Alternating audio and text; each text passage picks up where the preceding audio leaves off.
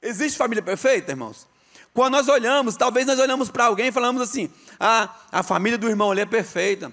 A família do outro é perfeita. A família do pastor, pastor é perfeita. Irmãos, deixa eu te contar, não existe família perfeita.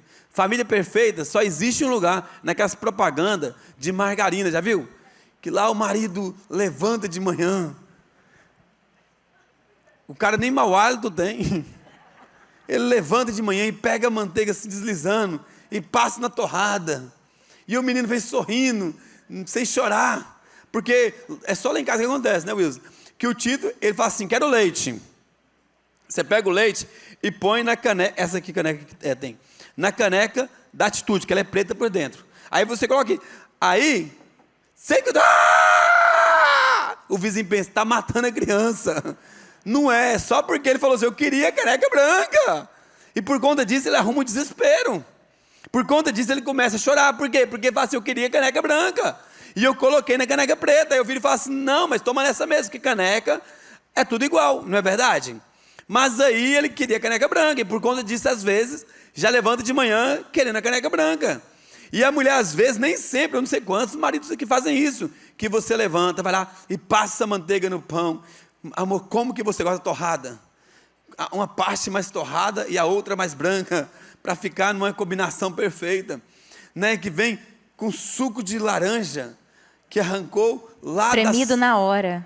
Espremido na hora. Essa laranja veio lá das plantações de São Paulo, criada na plantação de 20 graus. Não existe, irmãos.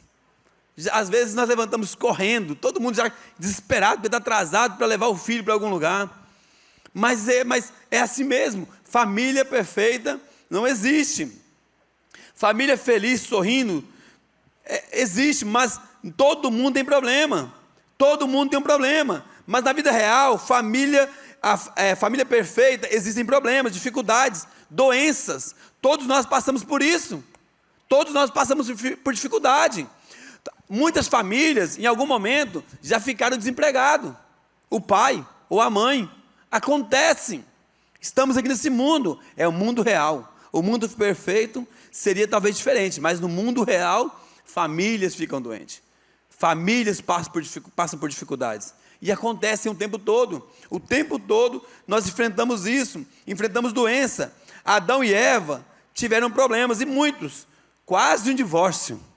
Quase uma morte, e depois um assassinato, tudo em família. Vocês sabiam disso? É a família perfeita, hein? Deus os criou, mas por que eles fizeram isso? Porque em algum momento eles esqueceram de algo, de colocar Deus no altar da sua família. Quando eles se perderam, vários problemas começaram a acontecer, quase um divórcio ali porque eles pecaram, e depois quase um assassinato, e depois aconteceu o assassinato mais à frente, entre seus filhos.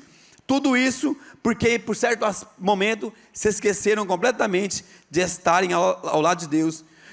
E talvez a pergunta que fica hoje é: o que os erros da família de Adão nos ensinam? O que esses erros nos ensinam então? Então, primeiro, colocar Deus em primeiro lugar.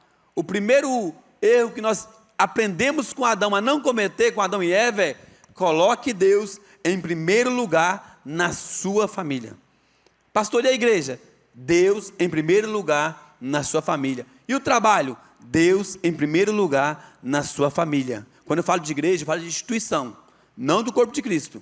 Mas eu falo assim: Deus deve ser o número 1 na sua família. Se Deus for o número 1 na sua família, você pode ter certeza que as próximas gerações conhecerão o Deus que você serviu.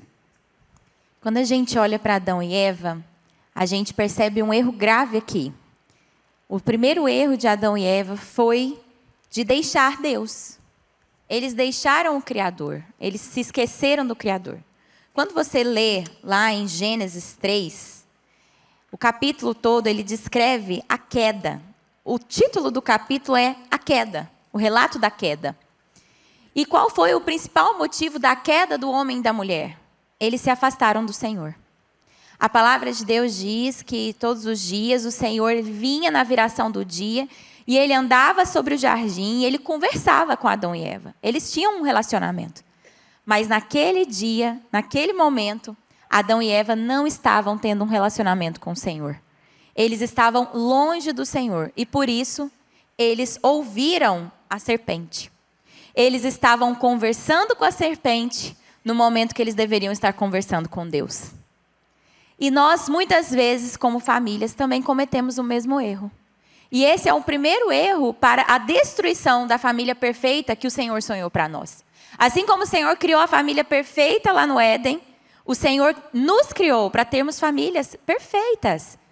Enfrentaremos desafios, sim, mas o desejo do Senhor é que a gente encontre nele a perfeição que a gente precisa para as nossas famílias.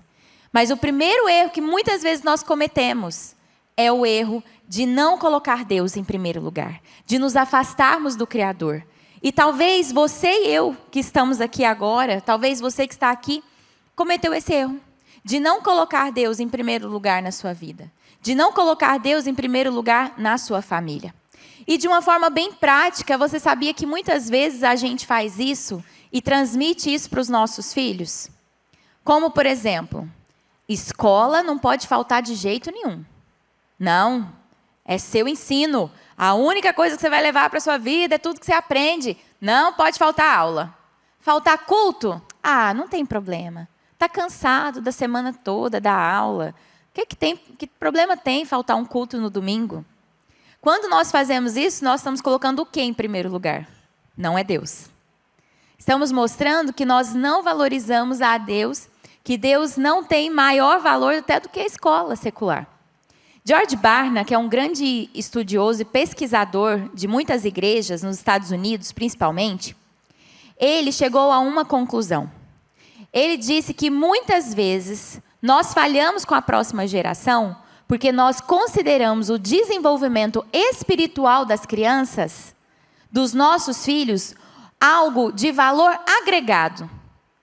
Mas nós valorizamos e muito o desenvolvimento cognitivo, o desenvolvimento intelectual, o desenvolvimento físico das nossas crianças. A gente valoriza muito. Mas o desenvolvimento espiritual, nós consideramos muitas vezes ser algo de valor agregado. Como assim?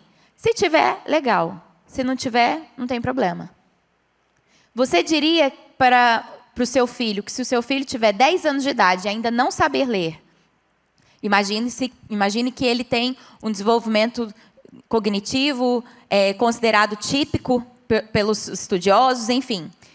Com 10 anos de idade, ele ainda não aprendeu a ler. Você consideraria isso normal? Quem falaria que sim ou não? Quem ficaria preocupado? Preocupado? Aí, acendeu a luz, obrigada por ver.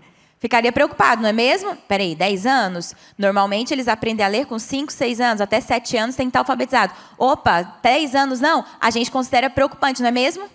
Mas muitas vezes, nossas crianças estão com 10 anos, não sabem nada sobre a Bíblia, não sabem nada sobre o Senhor e muito mais, não têm relacionamento com o Senhor, não nasceram de novo, não têm vida com Deus, mas a gente considera isso normal.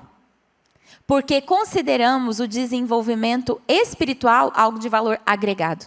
Isso não é tão importante assim. Mas quando nós fazemos isso, nós estamos deixando Deus em segundo plano. Nós estamos conversando com a serpente ao invés de conversar com Deus.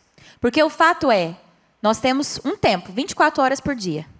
Com o que o nosso tempo ele é preenchido? Se nós não incluímos Deus em todos os nossos minutos do nosso dia, outras coisas preencherão esse tempo. Então, nós precisamos garantir que na nossa casa, Deus estará em primeiro lugar. E que ao invés de estarmos papeando com a serpente, ou seja, namorando com o mundo, enchendo a nossa casa com coisas do mundo, com coisas que a serpente está aí nos entregando, nós estaremos enchendo a nossa casa com as coisas de Deus. Amém? O Senhor deseja isso, e se nós desejamos uma família perfeita, nós precisamos, perfeita no altar do Senhor, nós devemos correr para o Senhor. Nós devemos colocá-lo em primeiro lugar e fugir do erro que aquela primeira família cometeu de deixar o Senhor em segundo plano.